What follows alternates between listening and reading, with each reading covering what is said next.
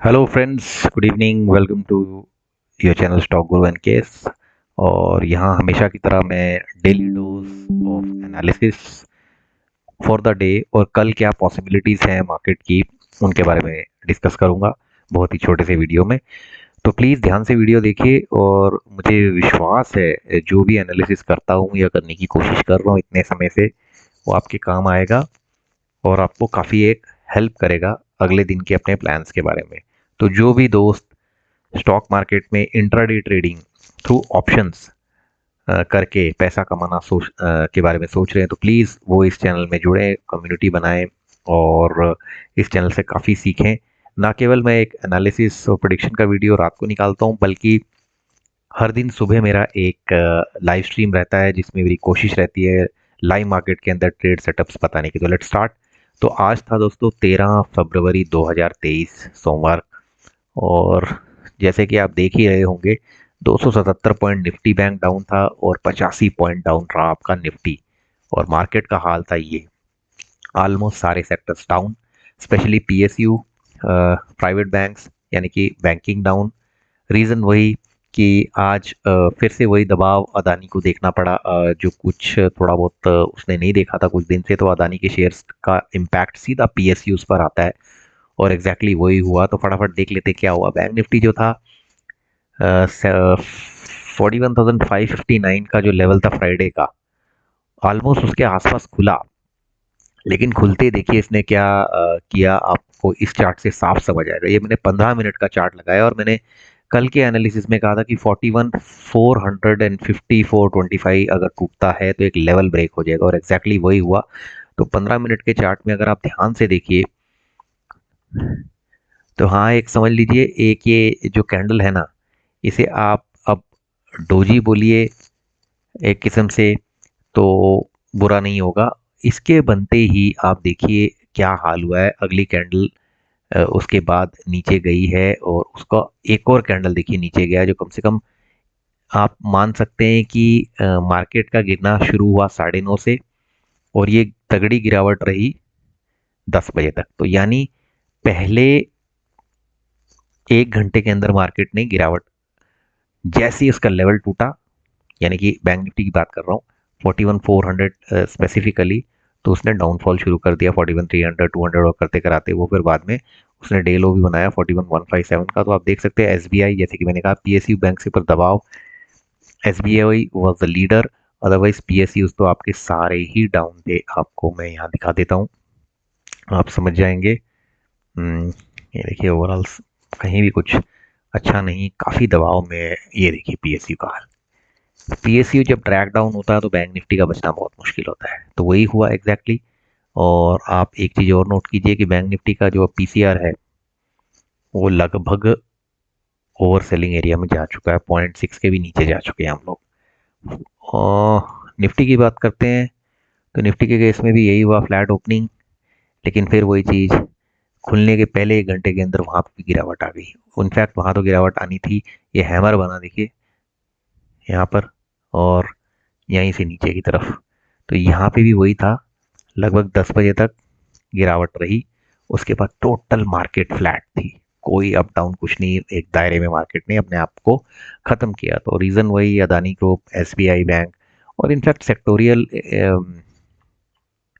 Advance declines में आपको दिख ही रहा है। ना एफएमसीजी ना कंजम्पशन, हर जगह दबाव था। आप देखिए आज कुछ बड़े अदानी के तो गिरावट के आसार आपको पता ही थे। ऑटो में आप देखिए बालकृष्णा 12% गिरा, 9% फार्मा, सॉरी लुपिन 9% गिरा।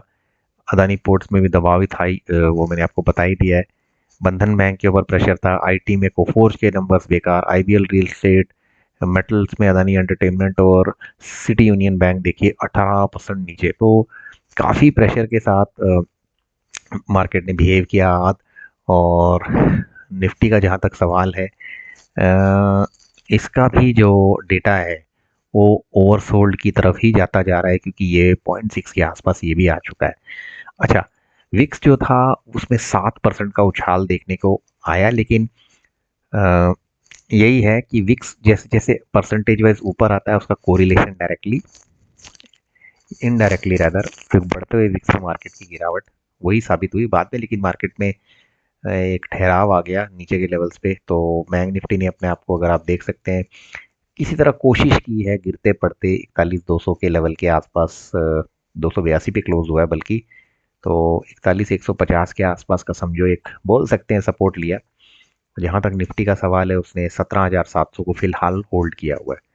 तो डेटा किसी तरह से भी ठीक नहीं है, क्लोजिंग भी कुछ खास नहीं हुई। हम लोग डे रेंज के नीचे की तरफ ही क्लोज हुए हैं, निफ्टी बैंक निफ्टी दोनों। और सबसे बड़ी मुसीबत ये है कि इन्फ्लेशन डेटा आया है, वो भी नंबर्स ठीक नहीं है। बस एक ही चीज़ है अब जो आज भी हुई है, वो है बाइंग ऑफ एफआईआई लगातार दूसरे दिन। और बाकी जो है अब कल के बारे में एक कंफ्यूजन रहेगा। एक नंबर है इन्फ्लेशन डेटा का, जो तो नेगेटिव ही है, अच्छा नहीं है, बढ़ गई।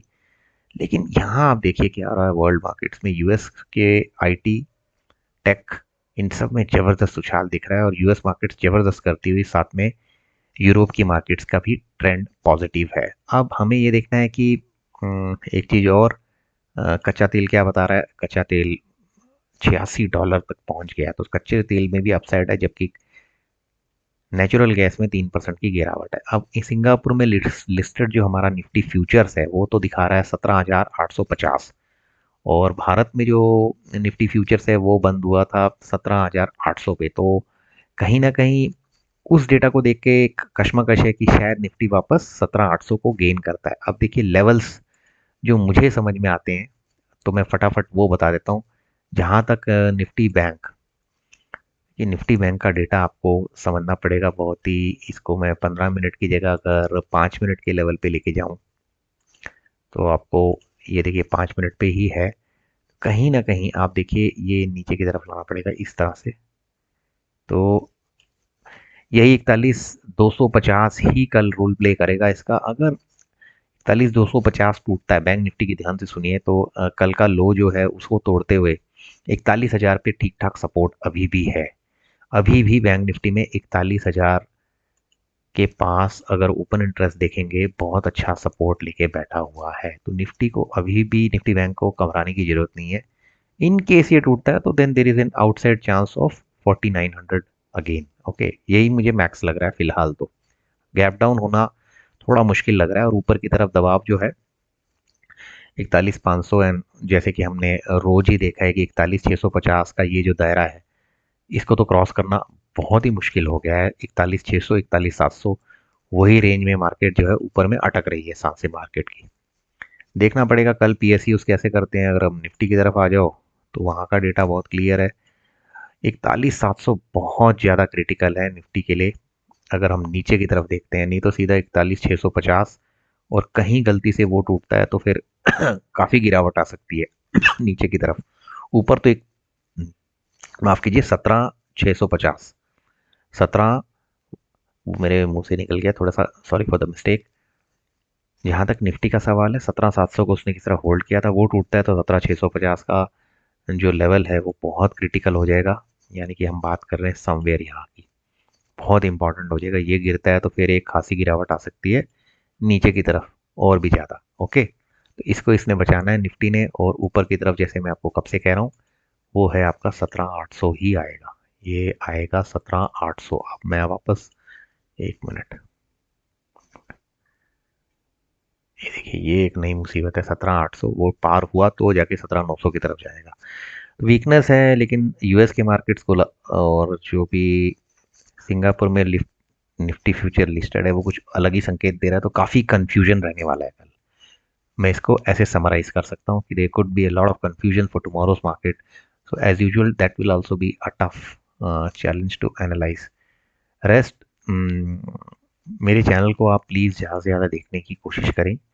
एनालिसिस वीडियो से आपको काफ़ी कुछ सीखने मिल सकता है, मुझे बहुत ज़्यादा विश्वास है। थोड़ा बहुत फंबलिंग होती है, तो that's part and parcel of any kind of any kind of video making in YouTube. So that's like, वो इतना इंपॉर्टेंट नहीं जितना अगर जो मैं कह रहा हूँ उससे आपको कुछ समझने सीखने मिल रहा है। स्ट्रैटेजीज के साथ साथ लाइव स्ट्रीम में, लाइव मार्केट में ट्रेड सेटअप्स बताने की मेरी कोशिश है। मेरे साथ जुड़ना चाहते हो तो व्हाट्सअप नंबर दिया है, जहाँ और ज़्यादा ब्रॉडर गाइडलाइंस आपको मैं दे दूंगा, जहाँ सिंसियर अर्निंग के आपकी अपॉर्चुनिटीज़ और खुलेंगी। So stay tuned, keep watching this video, bye bye, and thank you for today.